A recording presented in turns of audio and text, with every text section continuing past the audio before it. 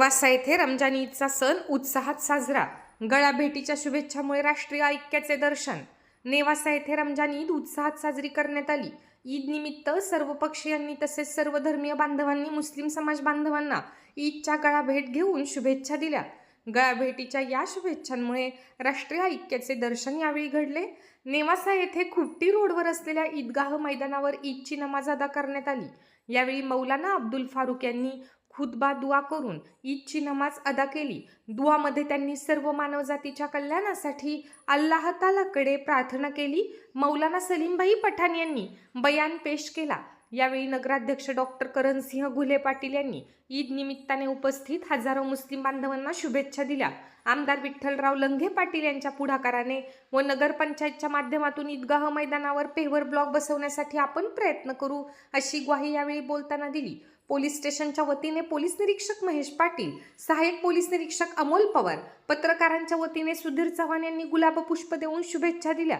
नेवासा येथील संत तुकाराम महाराज मंदिर चौकात माजी मंत्री शंकरराव गडाख, आम आदमी पार्टीचे राज्याचे स्टार प्रचारक ॲडव्होकेट संजय सुगदान यांनी मुस्लिम समाज बांधवांना ईदच्या शुभेच्छा दिल्या.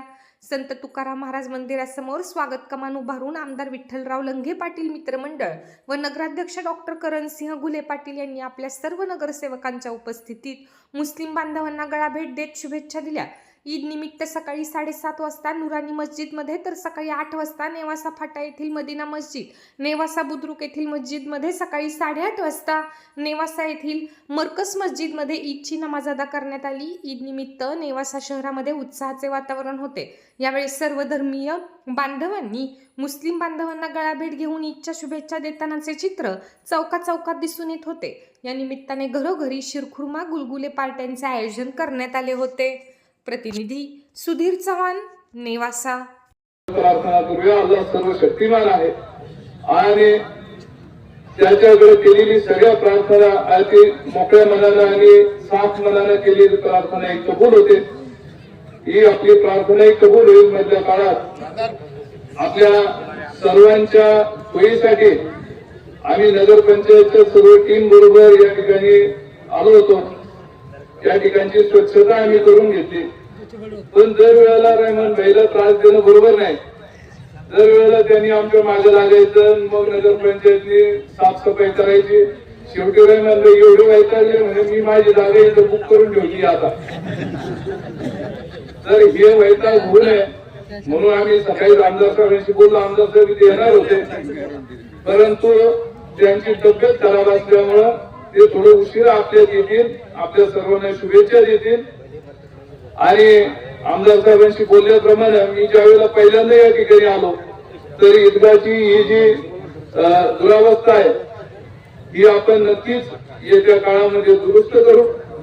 पुढच्या रमजान ईदच्या नमाजच्या वेळेला आपल्याला ही सगळी दुरुस्त झाली असेल आणि मग त्या ठिकाणी आपल्याला परत इंजिनियर साहेबांची म्हणजे आपल्याला परवानगी घ्यावी लागते.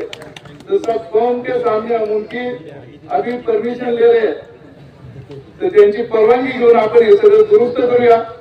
आणि आपल्या तालुक्याचे कार्य धुरंधर आमदार विठ्ठलरावजी लंघे पाटील यांच्या वतीनं या ठिकाणी आपल्याला सगळ्यांना नमाज अदा करण्यासाठी पेविंग ब्लॉकची या ठिकाणी व्यवस्था पुढच्या वर्षीपर्यंत केली जाईल.